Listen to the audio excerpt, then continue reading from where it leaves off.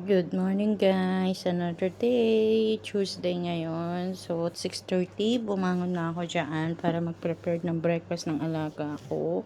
Kasi 6:50 is gigisingin ko na siya. Ayan, inat-inat. Naghihiwa ako ng prutas dyan. Ang almusal ng alaga ko palagi sa umaga is congee at saka nilagang itlog. Kasabay na rin yung kay amo kong babae na nilagang kamote tsaka itlog din, tapos yung prutas sa kanila. Tapos mamaya 7:30 is papasok na yung alaga ko.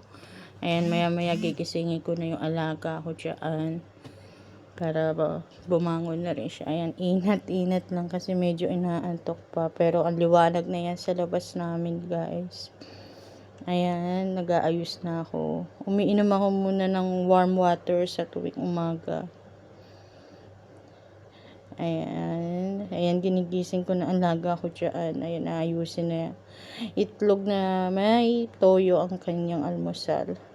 Ayan, patapos na yan guys. Bye!